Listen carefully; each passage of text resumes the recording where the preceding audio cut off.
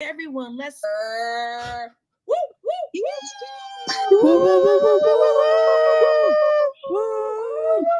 Yeah. Oh, snap. Hey, can y'all hear me? Because last time y'all couldn't hear me. Can you hear me now? Can you hear me now? I can't hear Trevor either. You can't hear me? No. See, I knew it. Look, this is how we got to do it. If he goes out, but y'all can hear me now, right? You can hear me now? Yes. See that?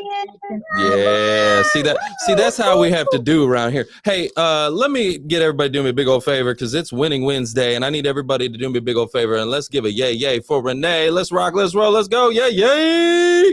Yay, yay, yay. Love you, Trevor. Oh, love you, Renee. I appreciate each and every stinking one of you. You guys are amazing. And I've got an amazing episode for you today. Okay, I got another one of these world changers. I keep bringing in these folks. You know what I'm saying? These people out here crushing it, doing big things. When I say big things, I'm talking about like some big things, some 8-figure things. Okay, we're going to talk about 8 figures today and how maybe you can get a little piece of that pie. All right, but before we do all of that, okay, before we get into all of that, I want to make sure I give away something today. So up above, there's a link you can go ahead and grab. If you're on Clubhouse, you can grab that link. If you're listening to the podcast later, it's in the show notes. And if you're online watching on YouTube or, Facebook or LinkedIn or any of the social channels, check the description and you'll see the link. But basically, guys, what I want to give away for you today is my free LinkedIn optimization ebook, which is going to show you how to turn your profile into a landing page. Okay, because what we need to do is drive some traffic to your page. And once they get there and all the eyeballs are on your page and everybody's looking at you, okay, what is it going to do? Are they bouncing off? Or are they converting? Is it converting into conversations? Or is your inbox flooding up, right? Are they taking action? What are they doing? Right. So we need to convert your profile into a landing page. And that's what I'm going to show you how to do with my LinkedIn optimization ebook. So whether you're a business owner, entrepreneur, maybe you're a career search job seeker and you're changing jobs. Well, guess what? When those employers are looking at you, same thing. We need to convert those eyeballs into opportunities. So go ahead and grab my LinkedIn optimization ebook. If you are in a career transition right now, okay, you're thinking about making a move or you want to level up your cash flow or you just need to recover, okay, you're right now, you're unemployed and you need to get your cash flow back, I want you to come to my Career Transition Summit. The link is also there as well. And there I'm going to show you how to rehumanize your job search, put the human element in and get the attention to close the deal. Okay, so that's what I'm going to show you, my job search Trojan horse strategy. I was featured on Forbes for. Make sure you check that out. Come to my free Career Transition Summit and I'm going to show you how to recover your cash flow. Okay, now let me go ahead before we move on. Okay, because I'm telling you, I got a world changer in here. I got somebody who's just, shaking it, making moves, making money moves, okay? I got somebody I'm going to bring up here in a second, but I'm going to go ahead and reset this room.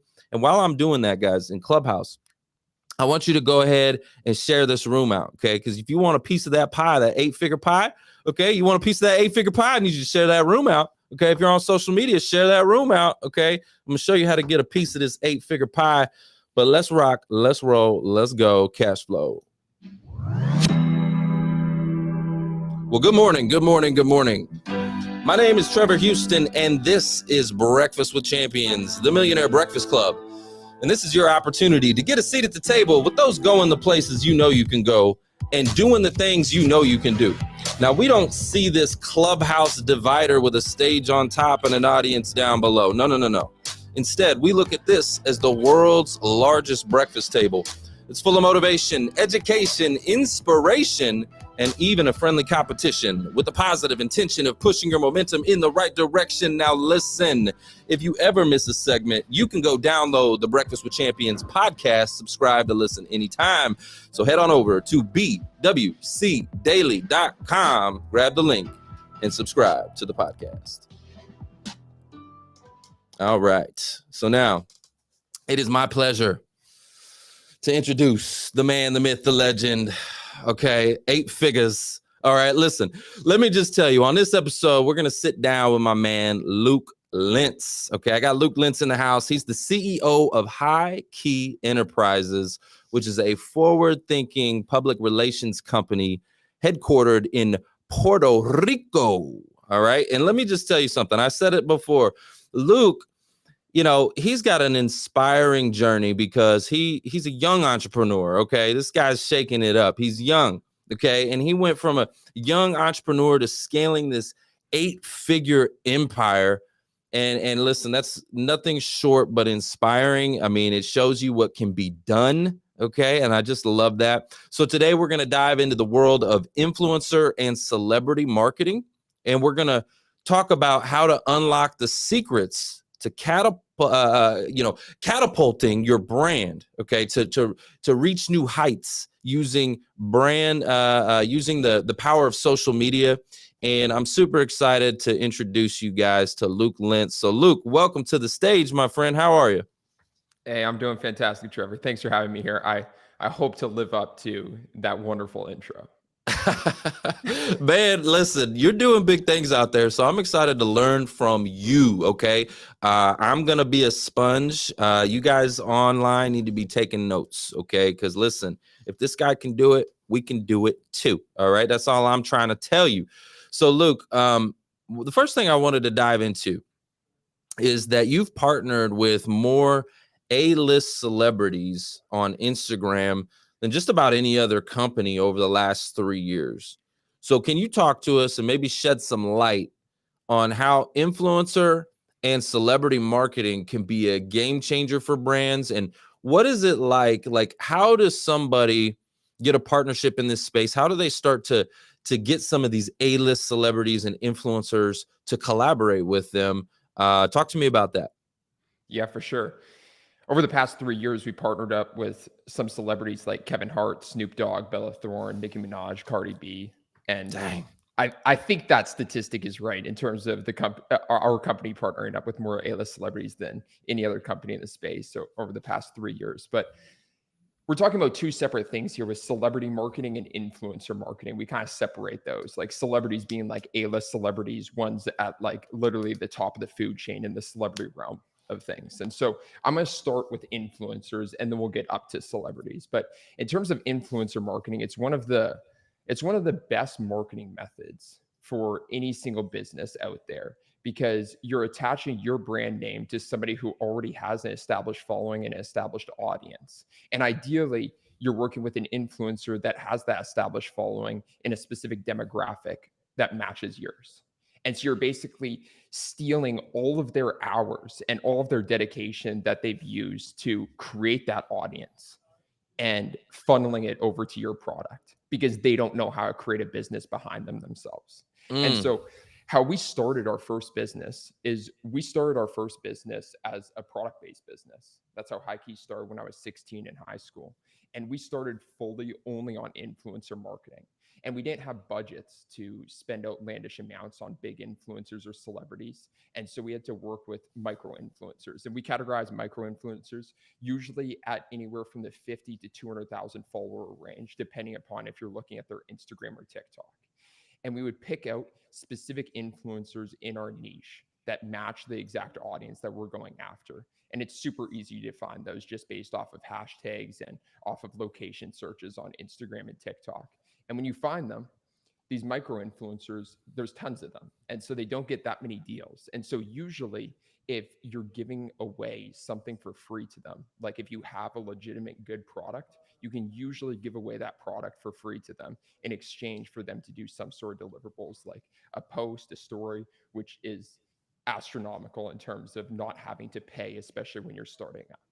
So I suggest for any single, especially product-based business, to start with micro influencers in their specific niche because they can usually get it for free and then work their way up. And so can you classify that again as far as the following size? What do you classify as a micro influencer?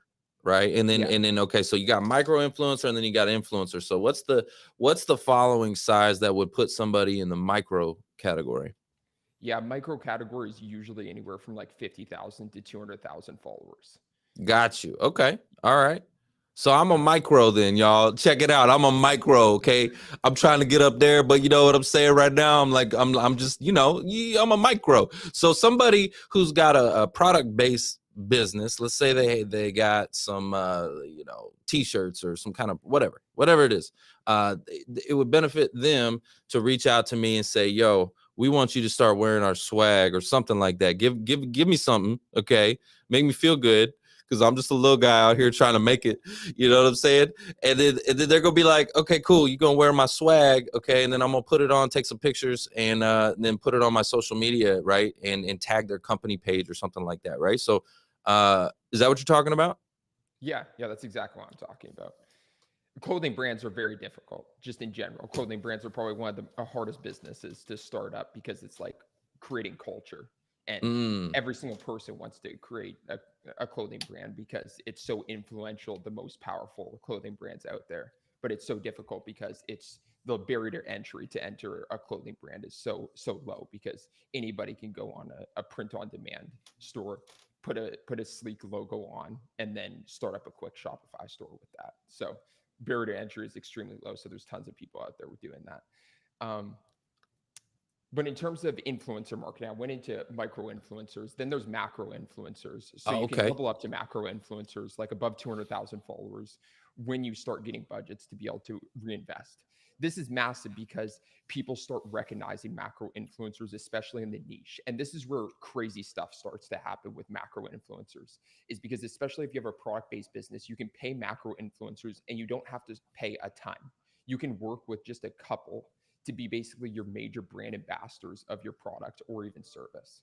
And then you're getting them to create content for you, and you're paying them a one-time fee and repurposing that content on direct ads like Facebook ads and TikTok ads. And you're basically utilizing that one-time fee content that you paid them for and repurposing it forever on retargeting ads. Okay. And everybody That's in your industry knows who they are because they're a macro influencer in your industry. And that's how it's so powerful. so smart. So you'd get like, and this wouldn't be considered a macro, but I'm just, as an example, you would get somebody like Joe Rogan, right? He's going to be like an A-list, right? You would consider him like an A-list.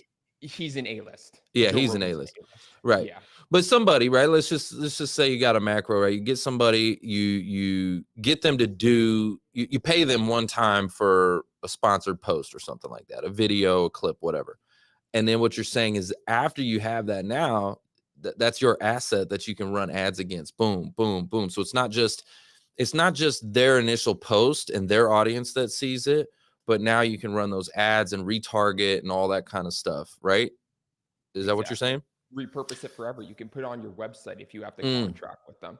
Like an example of a macro influencer who's not an A-list celebrity would be like Bradley Marin for the fitness space. Okay, Huge gotcha. influencer, big social media. You're probably going to be looking to pay like anywhere from 10 to like 30 grand for a post from him. But that video, if you write up the contract correctly, you can repurpose that piece of content forever. That's amazing. Yeah, and use it for your website, which builds credibility and authority and this and that, right? So yeah, 30 grand well spent, I would say, in that space. Okay. If you have all right. Now let's talk about A-list. Okay. What we talking about with the people like Joe Rogan and things like that, and then the Kevin Harts, you get them to do something for you, you're really doing something right. Yeah. So A-list celebrities are interesting because our company took off when we started working with A-list celebrities, but it's very hard to have a business model where you can justify the expense of working with an A-list celebrity. So we were able to find a business model, really create a business model out of thin air. We had clients that we were working on their social media profiles with, and this was right at the peak of Instagram's engagement, where Instagram engagement started going down.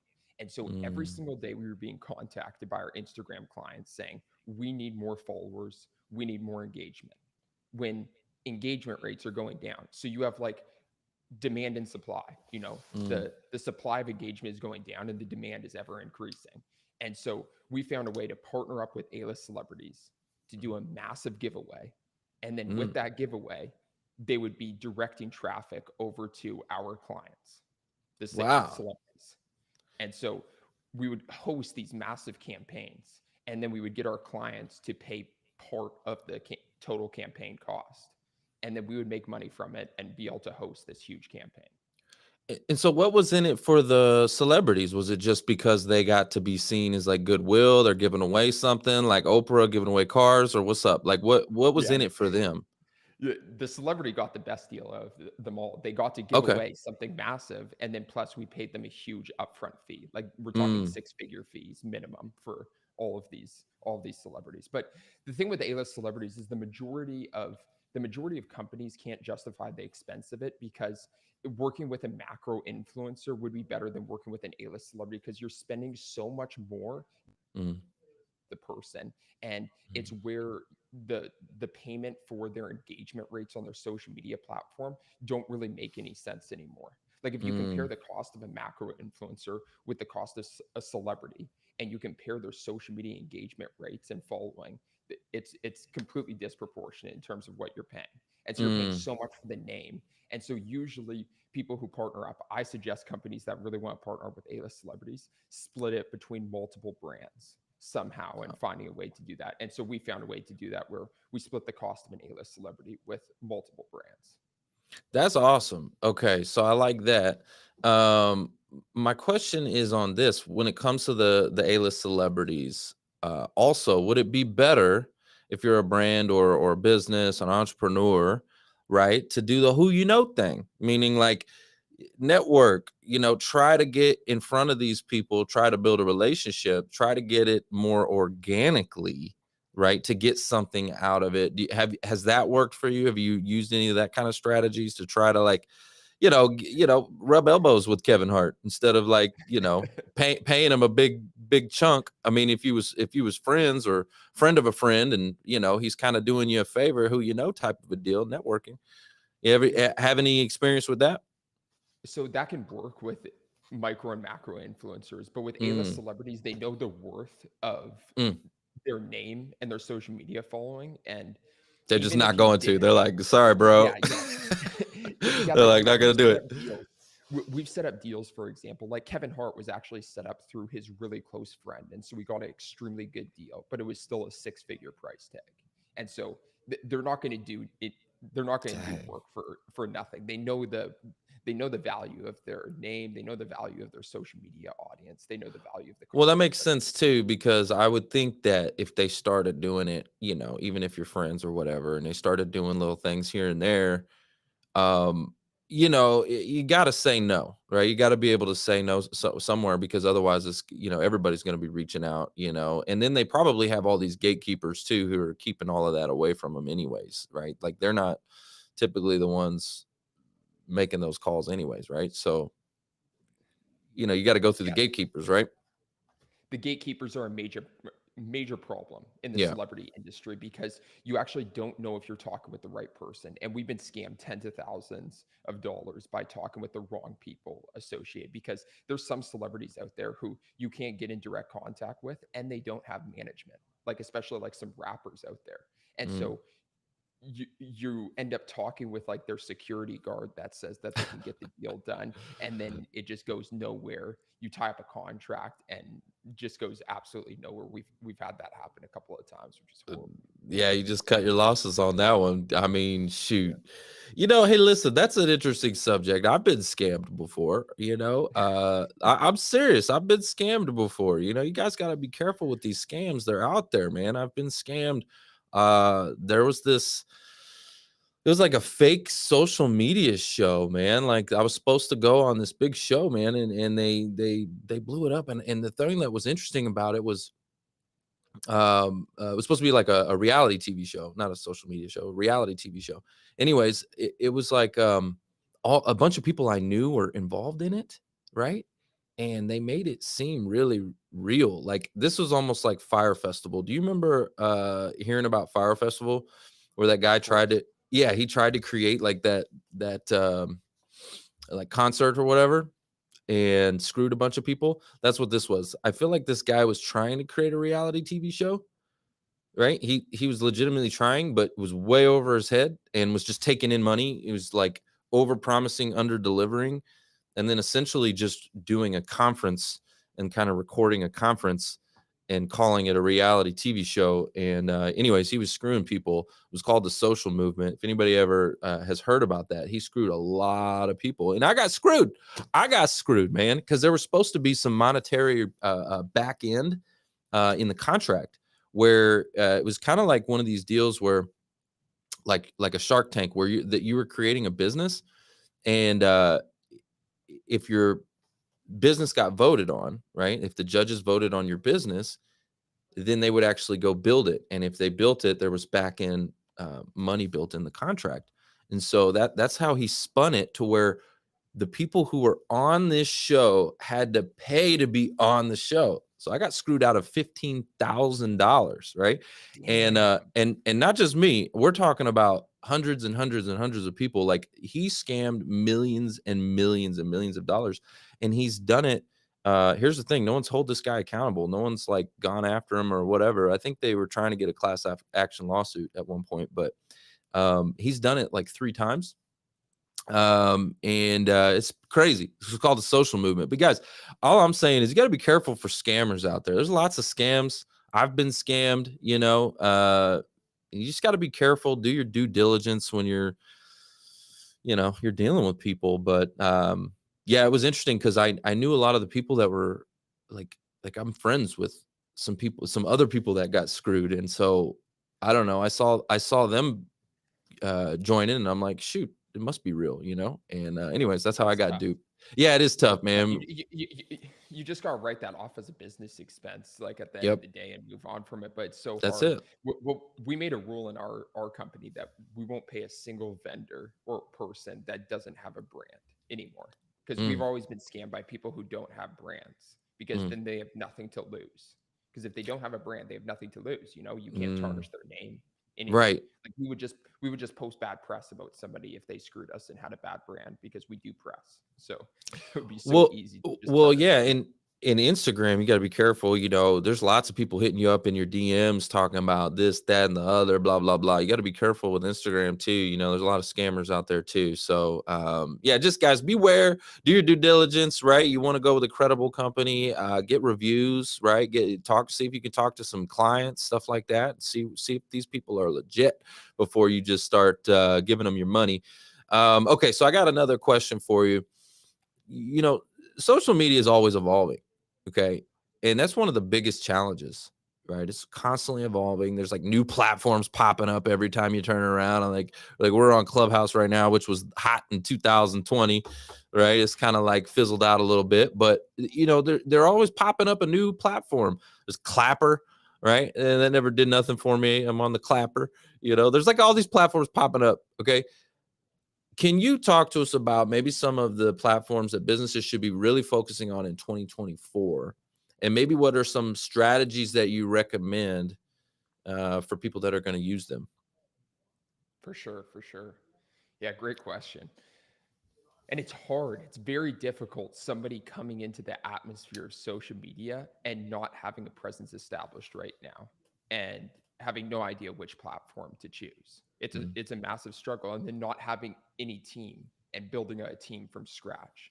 Like, content is hard in and of itself to create. And then all of the back end work of scripting it out, editing, the actual posting, the engagement on the platform. It's multiple full-time jobs to actually do it properly across the social media platforms.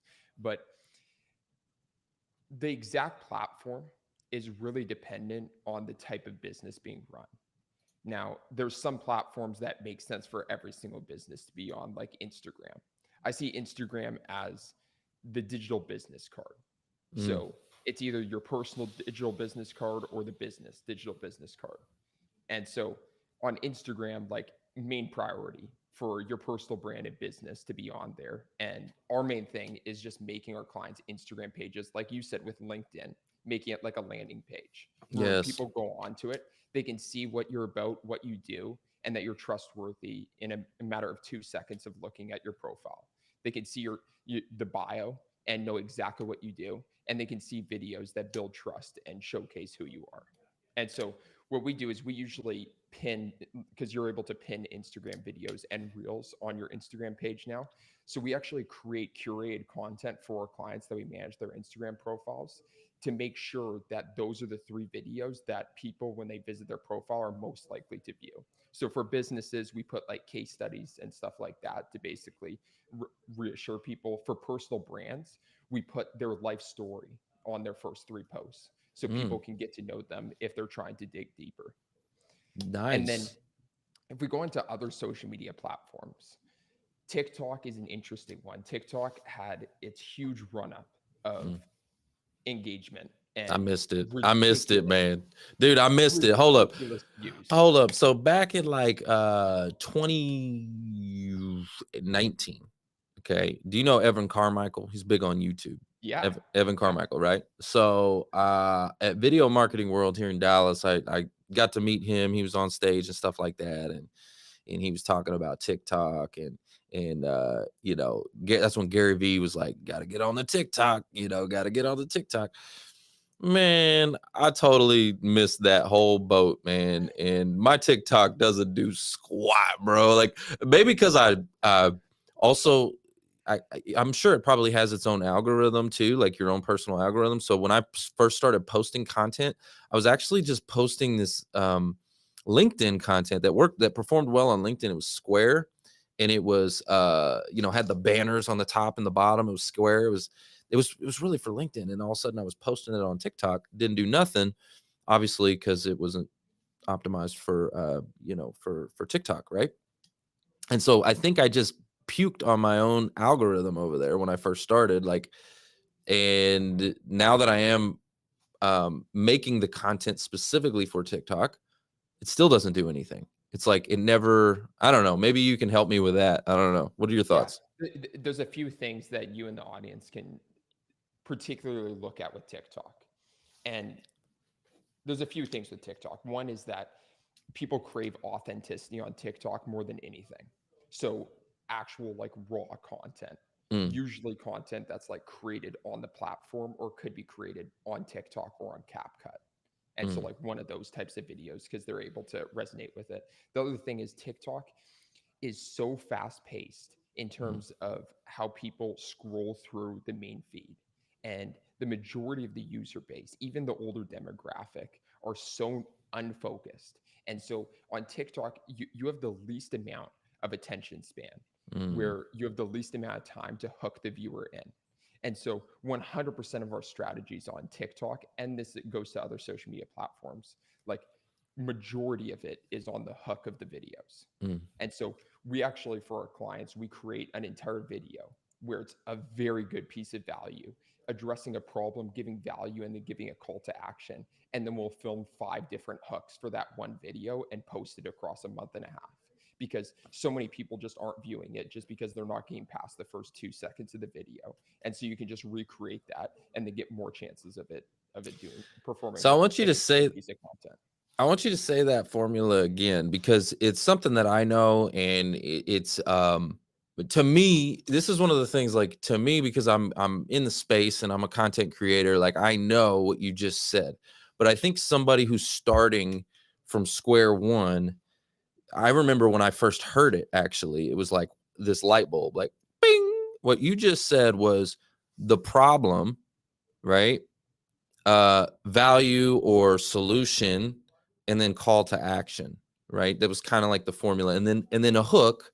The hook is like slapping them with the problem right up front, or something that's going to draw them in, you know, putting that problem up front. You don't want to put the problem in the middle or in the back, but you want to put the problem up front, some solutions, some value, some golden nuggets, some takeaways, something that's going to make their life better or easier, you know, if they apply and take action, and then a call to action at the very end. So can you talk to me about that strategy? Because I remember when I first heard it, it was a big light bulb for me. 100%. Yeah. So just breaking it down part by part is overarching, broad overview is whenever we're working with a social media client, you only want to create social media content specifically around what you're best at, what you're most educated at. You only want to be speaking around topics that you wholeheartedly know extremely well. And then going into it in terms of the micro content that you're actually creating is in the hook. The stuff that you're creating in the hook is most of the time we can create hooks off of ChatGPT. Usually we give ChatGPT the full video script, and then we say create 100 different hook variations, and then we Ooh. look through it and just see which ones are the best ones. ChatGPT is actually best at creating the hooks rather than the full scripts, because the full scripts it's not as good at creating because it's a bit inauthentic right now. And then, Yeah, it does. Yeah, ChatGPT is great for a lot of things. But you're right, as far as like some of the video scripts and stuff like that, they do kind of a little cheesy, right? So, but I love what you just said though. So guys, if you're listening online, so you give ChatGPT the description, right? Like, or the transcription. I'm sorry. So the video that you just created, you transcribe it and give it the transcription, and you tell it, give me 100 hooks for this specific video. Is that what it was? yeah, you want to go in depth with it. So you want to first create the script of what you're going to create, which is a problem. And then, so you're addressing a problem, you're giving a solution, which is like some sort of value. And then ideally you want to tie a personal story in there so that it's custom to you. And then, so you have that script, and then ideally you have a ton of different scripts. And then you want to basically teach ChatGPT, because like, you don't want to just put that script in there and then do 100 hooks. You want to be like, ChatGPT, you're a social media expert that is trained at all of the highest level social media algorithms and attention engineer. And what you want to do is we want to create hooks for these specific videos that hook the viewer in, are not cheesy, in a tonality that is slightly comedic.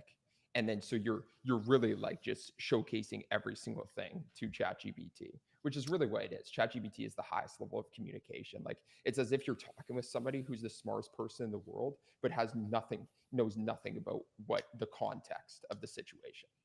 I love it. I mean, I'm gonna give you another mic drop for that, okay? Because here's the deal. I love what you said.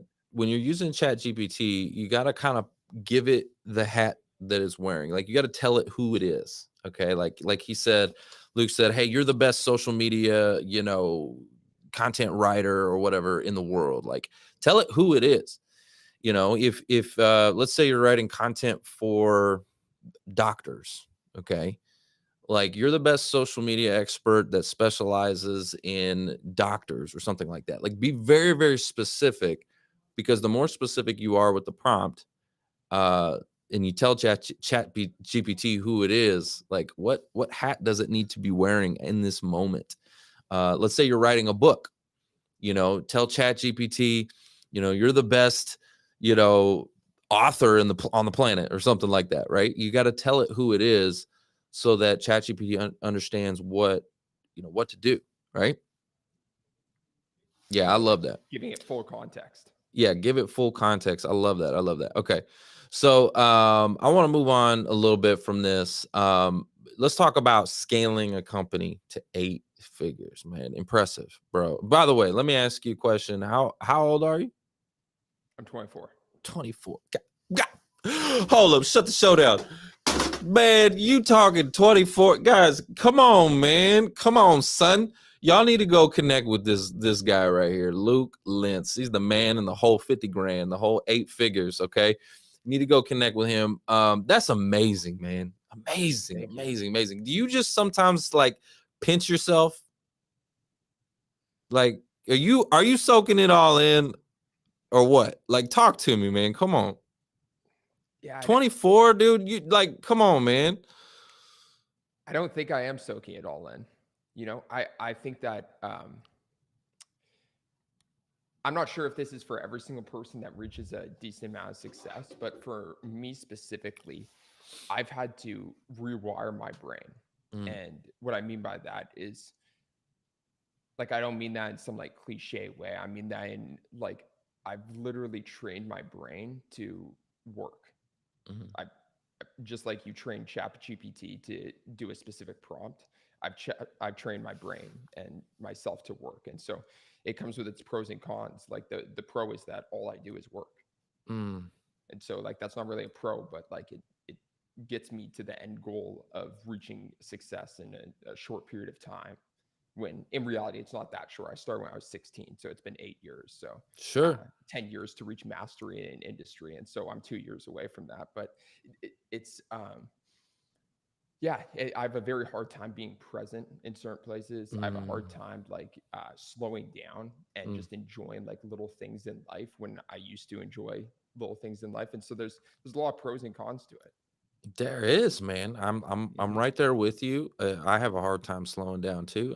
I understand that feeling, right? And it's something you're constantly thinking about all the time and stuff like that. Like I literally dream about business, which is crazy. Like I'll have dreams about certain things. Some of the times that's where my best ideas come from. Some of the greatest solutions to problems and all that kind of stuff come from my dreams.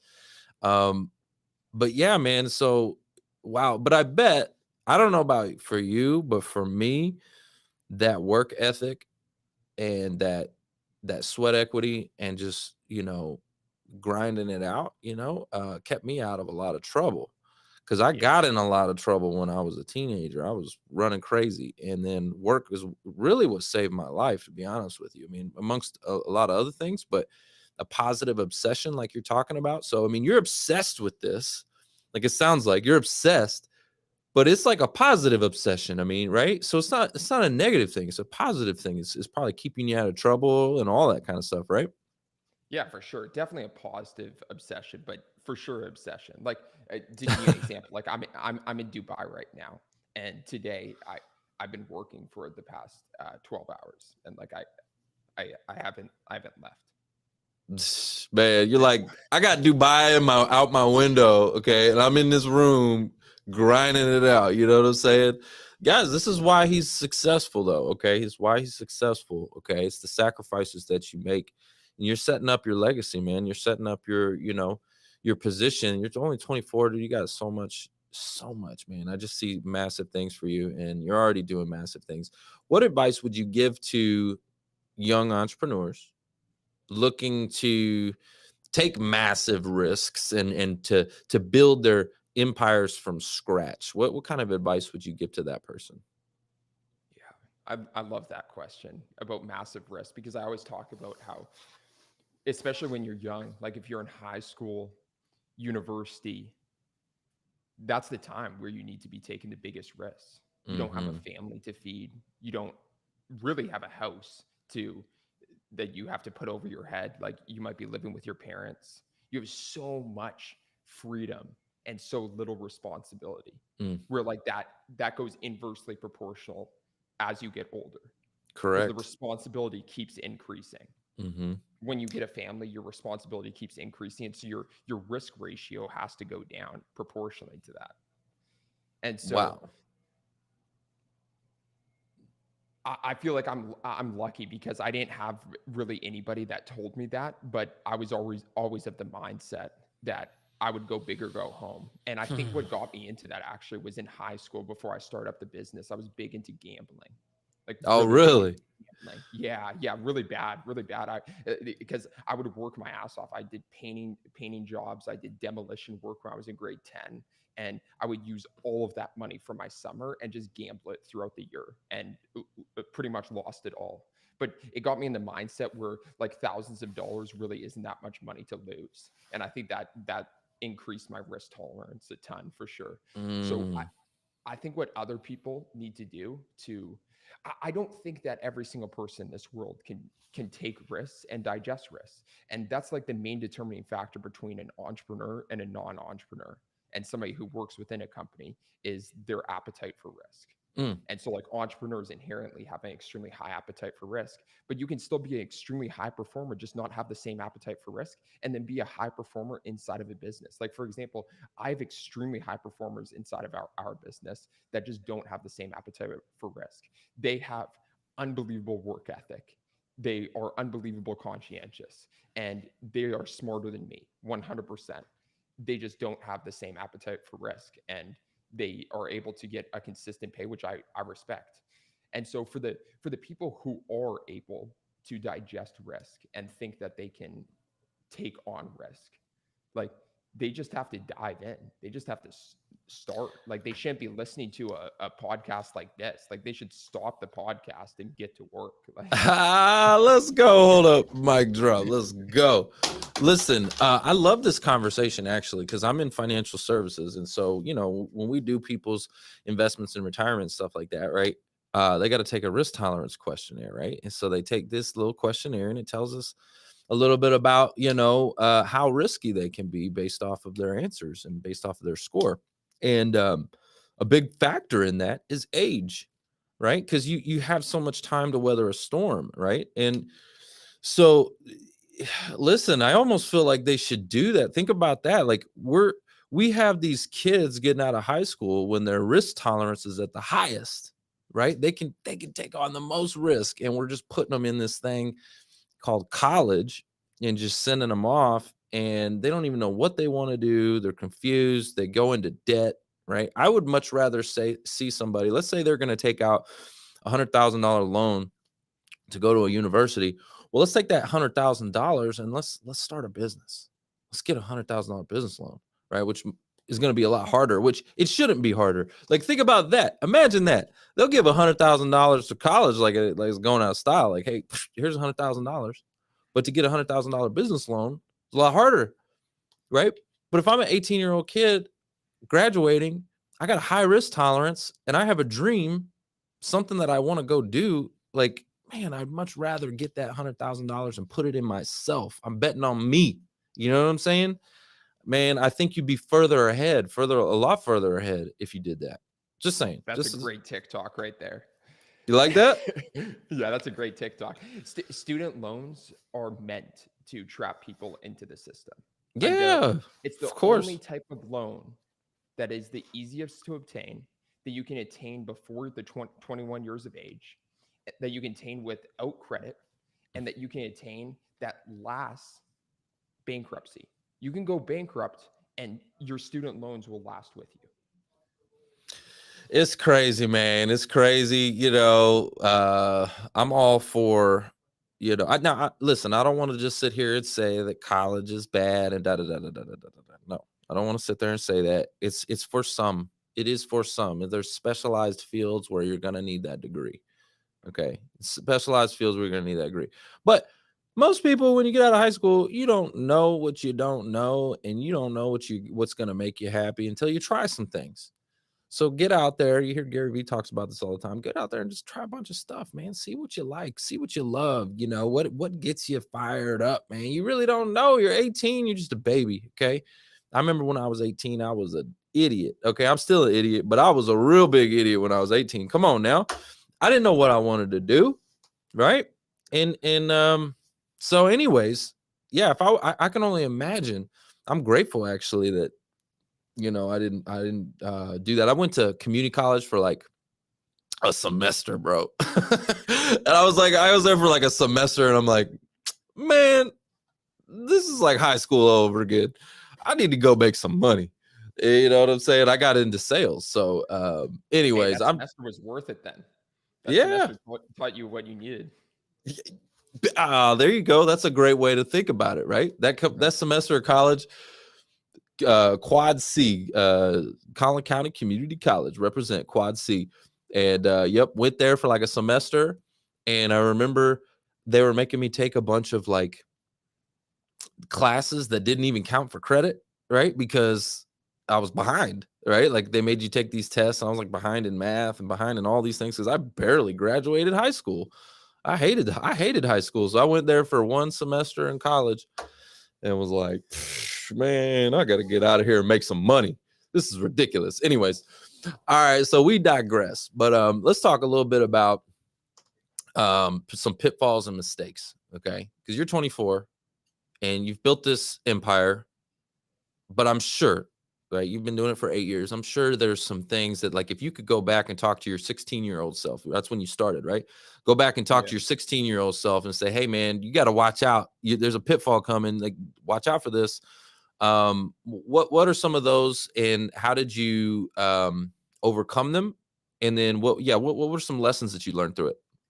So many mistakes, man. I'll run through a few that were the biggest ones, and I'll try and give some context around it. First biggest mistake was with our product-based business. We were very successful selling our first product, which was wireless earbuds. And we were extremely successful because we just had the perfect timing with the product. We were the first wireless earbuds in the USA selling them before AirPods, Samsung Galaxy Gear. Like, only AirPods on the market. Imagine that. Wow. Everybody wanted them. And so it's funny because I'm not even wearing them right now because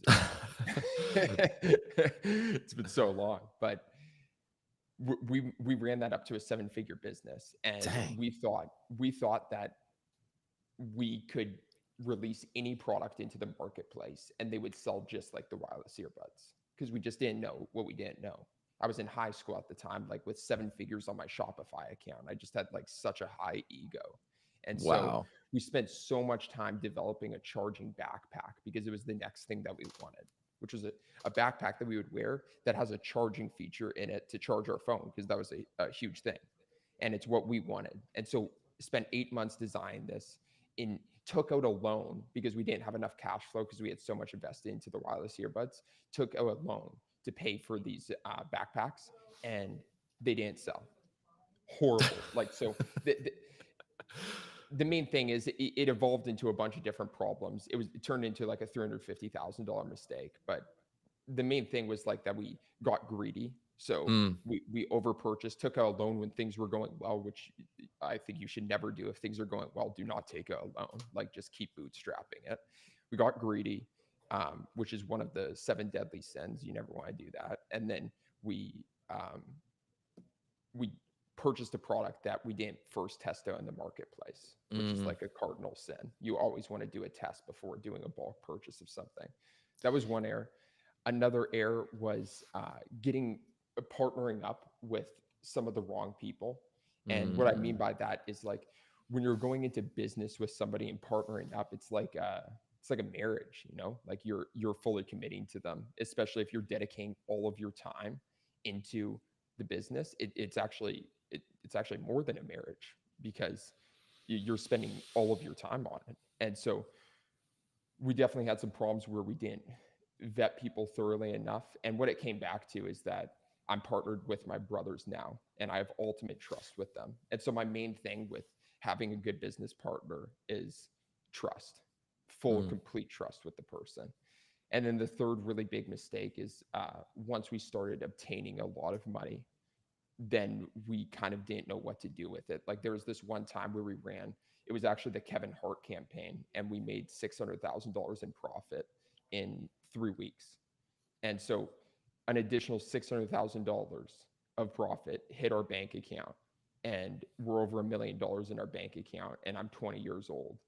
And, you know, I didn't have any mentors at the time. And so I bought a Lamborghini Urus. Bro, no. Hold on. I just gotta say, hold up. First of all, another mic drop. Okay, let's talk about this for just a second. On one side, like, you know, you're gonna hear all the gurus like Grant Cardone tell you that you're like an idiot for doing that. Okay, like, you're gonna hear him say that. He's like, you shouldn't buy that stuff until you have enough passive income to pay for it, right? Like, you should buy assets that pay you passive income, right? Like, that's what he talks about. But on the other side, I go, man, YOLO.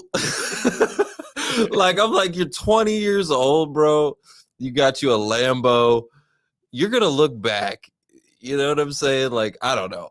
I just, dude. No, that's dude, freaking awesome. What a great story. Dude, I think about that too. And honestly, for like anybody listening, like no matter how good you're at right now, or no matter how bad things are, it all contributes to the story. Like, no matter how bad a mistake that you have, it all contributes to the story. You know, it's the things that you're going to tell your kids about, your grandkids about. Like, might as well make it out as outlandish as possible. Like, I'm gonna have a lot of pleasure telling my kids and grandkids I made the stupidest decision when I was 20. Bought this Lambo, rolling around. Dude, you still got it? No, sold it. That's awesome. That is awesome. Did you take a hit on it? I wish I still had it. It was beautiful. Yeah. What color was it? Yeah. It was all black, got a matte black, and then we put gold rims on it and like a gold tip exhaust. So it was like fully black and gold. It was nuts.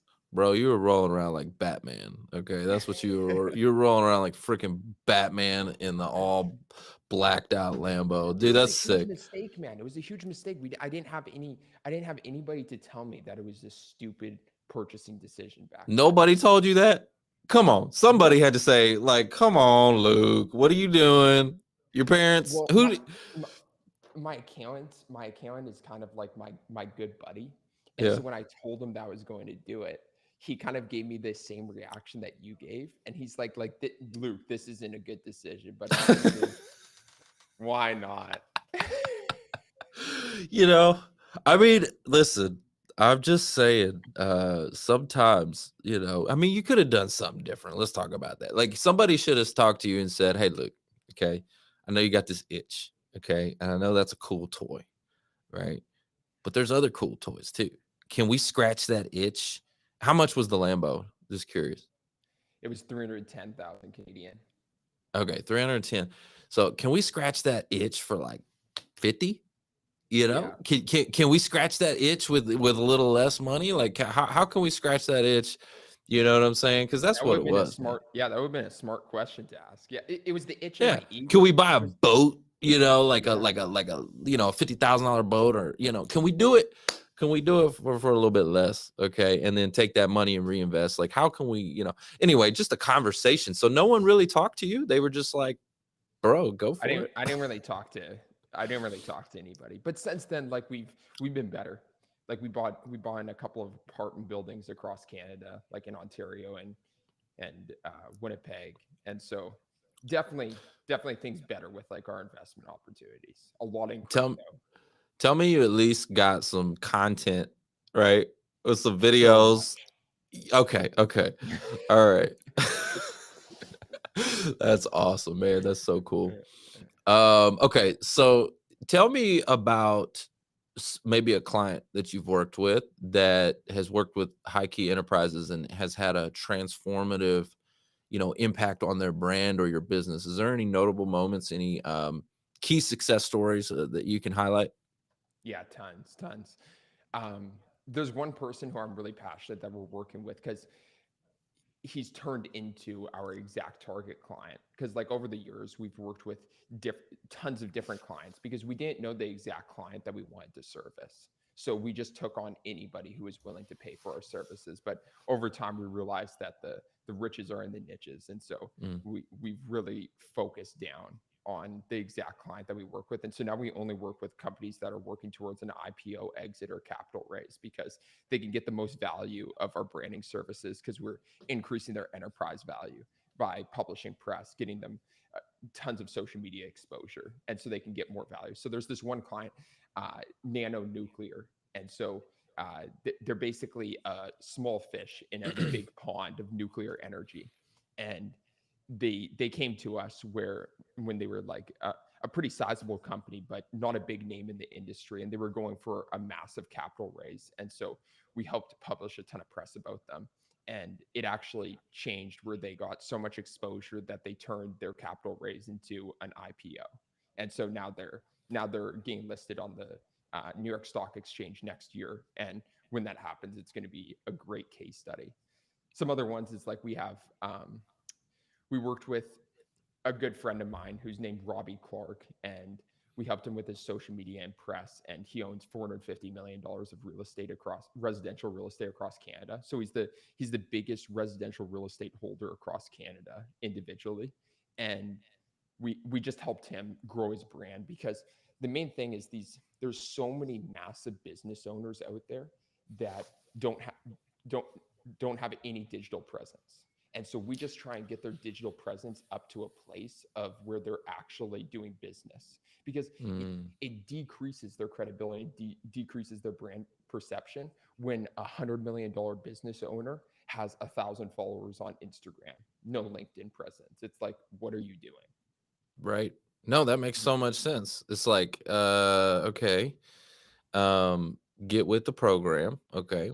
Especially if you're a big company like that, like it just says that, I don't know, you are neglecting this, right? Like, and how much bigger could you be if you put a little effort into that. You know what I mean? So I don't know. You're absolutely right. It does.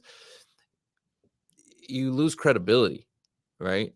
And it's unfortunately we're a society that's like that. I wish this wasn't the case. I got to be honest with you, Luke. I got to tell you, man. I wish that, as an entrepreneur myself, I wish I didn't have to do all this social media crap. I'm gonna be straight up honest with you, man. I wish I didn't have to. And there's so many channels, and they just keep putting out new channels, and you got to learn this, got to learn that, and they're always evolving and changing. Da, da, da, da. It's like, oh my gosh, wish you didn't have to do that in today's day and age. But guess what? Wish in one hand, spit in the other, and see which one fills up faster. Okay. So it is what it is. And y'all business owners and entrepreneurs out there that are like thinking about, should I do this social media stuff? You need to do it. You don't have a choice, really. I mean, I don't know. That's just kind of the way it is.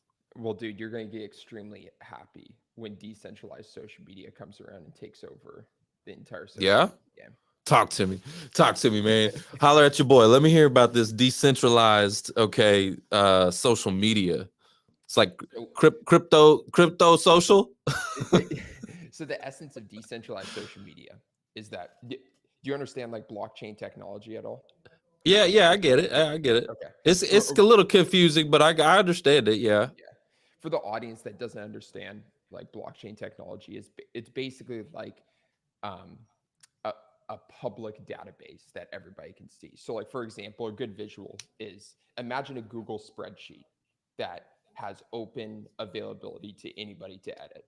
So like I'm looking at this spreadsheet and somebody across the world, you Trevor, in a completely different area is looking at that same spreadsheet. And when you put in basically a value into the spreadsheet, then it gets confirmed and then locks in and nobody can change it, but everybody can view it. That's the essence of like a blockchain, where basically it's publicly viewable to everybody, everything on the blockchain, but people can't edit it and tamper with it after. That's a great, by the way, can I tell you, Luke, that's a great way to describe it. Okay. Because I've heard a lot of people try to describe, blockchain and crypto and NFTs and all of these different things, right? And they're trying to explain it in a way that's simple for people to understand. And that was a very good description, by the way. Nice, I might steal that. Okay. Just saying, like, that's a very good visual for somebody to say, okay, cool. I kind of get where, to create a visual around what it actually is. So that's good. Yeah. So basically that's the basis of a blockchain. And now what we have with like the centralized social media applications like Instagram, YouTube, you have the big companies that own these social media applications like Meta, Google, all of these platforms. And so all of the information, all of the data, all of the content being posted, all of the followers, all of the new accounts being created, it's being stored in those public databases of these centralized social media companies. And so what decentralized social media would be is it would just be opening up all of the data that's stored in with the social media applications and actually giving ownership back to the people who are on the platform. So everybody would be able to see everything. And so what that means is a lot of different things. It means that when you create an account on a decentralized social media blockchain, nobody can delete it. So if you post stuff that's contrary views to the centralized social media applications, like for example, when some of my buddies were posting about like the COVID vaccine, deleted, hundreds of thousands of followers down the drain. And so that's one thing. Another thing is that ad revenue wouldn't really be there anymore. And so there would be tons of other things. Like for example, in some decentralized social media applications, like there's this one we're heavily invested in called DSO. And what it is people can invest into other people's creator coins. And so every single brand has their own like stock market where you can invest into other creators that you think are like going to perform well in the future. That's very interesting, man. It's like interesting to see where we're going. And what you were just talking about with the ads, I was watching the PBD podcast, Patrick Bet-David. Yeah. And I forget who he was interviewing, but he was interviewing somebody who said that they on YouTube, they got rid of ads. The YouTube demonetized them for something they said, right? So they demonetized them. And they said, but what was interesting was the difference in views because they got demonetized. So their views also went way down. Okay. And it makes sense because YouTube's going to push content towards sponsored content, towards those ads, right? So now you're demonetized, so you don't have the ads. So they're not really even going to send traffic your way. So it's just interesting, man. But I thought that was a very interesting conversation on the Patrick Bet David podcast. What are your thoughts on that? Yeah, dude. I think censorship is real. I think that we saw more censorship during the pandemic than we ever have in history. And I think it's going to be a snowball that grows so big that it's not possible to come back. And we're seeing it more, for example, in Canada. There's been restrictions of Canadian news being shown on Instagram and Google because of stuff that's gone on during the government, where that would never be a thing on decentralized social media because it can't be censored.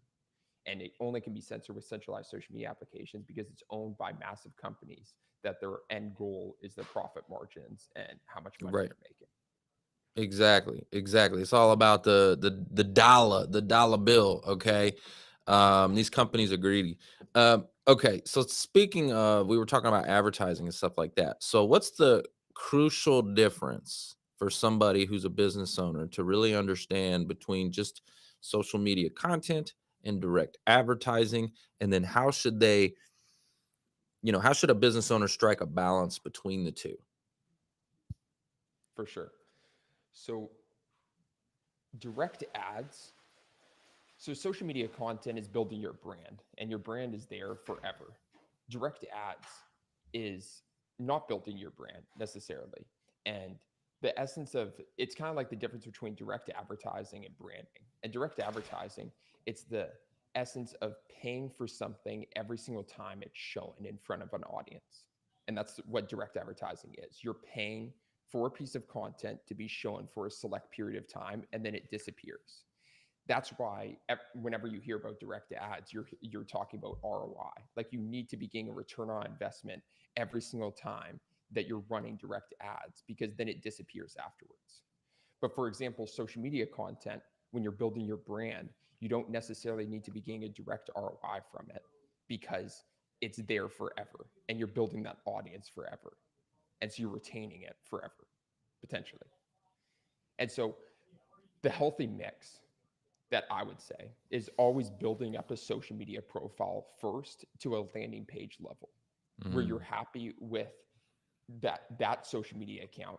Maybe it's Instagram, showcasing your credibility and authority and showcasing like the level of business that you do and exactly what you do. And the reason for that is because then when you start running Instagram ads or Facebook ads, those people are going to start clicking on your profile and be seeing who you are. Yep. And so if they click on your profile and there's no post up, or it's a bad representation of the company that you have, then it's going to decrease your ROI and your CPA, your CPMs, like all of them throughout your direct ads. And so I always say, start with social media, get it up to a point of a landing page, then do direct ads, and then grow them up proportionally. That makes so much sense. Yeah, you don't want to, do these ads and get all these eyeballs on you, and it's like you're not even set up right. Your profile's not set up right. You get all these eyeballs over there, and everybody's clicking on you, and then when they get there, they're like, "Oh, this guy's a joker. I'm out of here. Peace." Right? So what a waste of money. You know what I'm saying? So, but if your profile's optimized first, and you got a good strong brand, and like you were talking about, let's say you have the pinned posts up top that really showcase your credibility, maybe some testimonials or some case studies or something like that. You've got some good content up top that draws them in and converts it, right? Then those eyeballs land on the profile, then they convert, right? So that's very smart. So don't start the direct advertising too soon, y'all. That's a great point. Another question I have for you real quick is, we all know that social media is powerful, right? But it can also have negative effects, right? And I think we've seen a lot of that recently. What are some of the dangers or challenges that you've seen associated with social media, and how could they be addressed?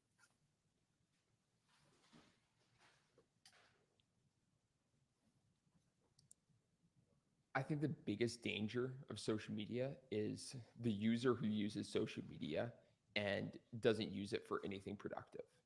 I personally think that social media is a tool. And I was extremely gifted because my dad didn't allow me to have social media at a young age. He didn't allow me to have a phone.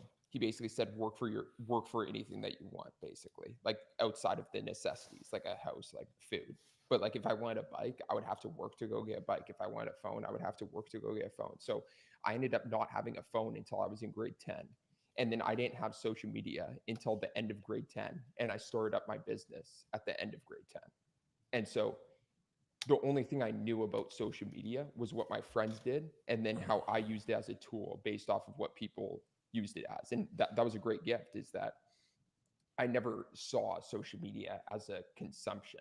I always saw it as distributing content as a tool for the business, just a marketing method. And so I think the most dangerous component are the millions and millions, the hundreds of millions of people who use social media for nothing productive. They're consumers. Just a distraction from life. They're consumers. So there's a difference between being a consumer and a creator, right? And so I love what you're saying, because it's so smart, that you didn't have social media. So your pops was like, hey, you got to go out there and earn it. So, you want a bike, you want something, whatever it is that you want, you got to go earn it. My dad did the same thing for me, which was amazing. He taught me how to work hard and save and all that kind of stuff. A lot of values in that. Instead, there's probably a lot of parents out there that are like, hey, here's your tablet, here's your smartphone. And now what's happened is instead of teaching your children to be creators, right? Because that's what your father was teaching you, to go out there and earn that bike. You had to create, right? You had to do something to create to earn that bike, right? So he was teaching you how to be a creator. Instead, we're giving our kids tablets and phones at a very, very early age, super early age. And the excuse is, well, I want to be able to keep in touch with them or whatever, right? I want to be like, they got to be able to call me. Okay, well, you don't need to give them a supercomputer in their pocket. Okay, give them a flip phone or something. Anyways, what I'm saying is that we do this, we give the kids these things, and it's like turning them into consumers, turning them into consumers, because they get on the TikTok, they get on all these platforms, and they're just consuming, because it's addictive. We all know this. Social media is addictive. So you're giving like cocaine or crack to a 5-year-old kid, right? You're giving them the most addicting thing that we know. And like, you're sitting there going, oh, and we're just training them. Is the major social media platforms hire the same attention engineers. Yes, there's a job role called attention engineers, and it's the same ones that they hire from casinos. You can actually look on they're basically company org, and there's literally people who came over from the casino industry to be attention engineers at social media applications for the sole basis of how to retain attention and keep people addicted for the longest period of time. It's crazy, man. It's crazy. So guys, be careful with your kiddos. Okay. I did an episode with Elena Cardone, and we were talking about a lot of the child sex trafficking and all the stuff that goes on with the children. And guys, it's not the scary white bus that it used to be. Now it's right here. Okay. A lot of the stuff that's happening with kids is the phones, it's the social media, it's it's scary. So you gotta watch with the kids, man, and the technology. You just have to watch it, man. And it's just such a powerful tool that I think the responsibility, you know what I mean? Like, think about that. I just want to talk about this real quick. Think about that. In order to drive a car, right? In order to drive a car, I gotta be a certain age. Okay. I've got to be able to pass a test, right? You got to go through and learn about the dangers of driving and all these things, right? But we give these powerful tools. This is just as dangerous. This is just as dangerous as an automotive, vehicle, right? and we give that tool to a 5-year-old and just let them run with no training, hey, and it's dangerous. These kids are getting extorted online. It's happening all the time. They get extorted. Just lots of crazy. We live in a crazy world, but guys, be careful, be cautious with this stuff. As we wrap up this episode, I do want to make sure that the audience knows where to connect with you, because you're a freaking legend, and I'm sure they can learn a lot from you. What's the best way for them to connect with you, and what's the best way for them to reach out? For sure. Yeah.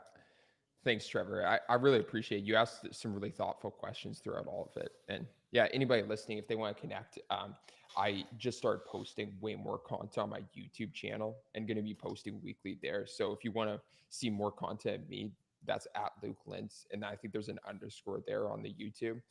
And then my Instagram is the best way to contact me. So at Luke Lintz on Instagram.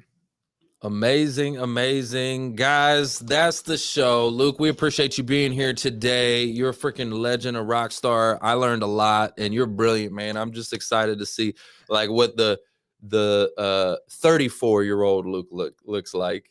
Golly, 10 years from now, dude. It's crazy where you're gonna be, man. It's awesome. Just don't go buying no more Lambos, bro. You know what I'm saying? Let's do another podcast where I'm at 34, bro.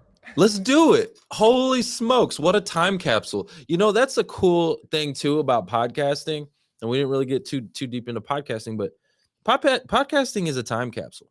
It's so cool. I love it. Like from a documentary type of a thing, like where you're at. I mean, I've been doing podcasting for 6 years now. And I look back at like my first episode, and it was awful. and like how much better you get, and just it's pretty cool, guys. I gotta tell you that. So anyways, I'm excited. Yeah, we're gonna catch up in 10 years, bro. We're gonna do another interview. I want to see where you're at 34.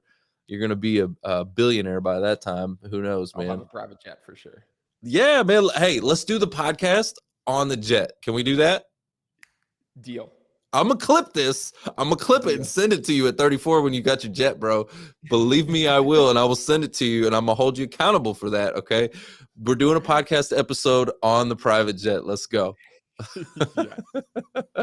Let's go. Well, guys, I hope you enjoyed this episode. Thanks for tuning in. That's the show. It's all about who you know and a little bit of cash flow. Bye.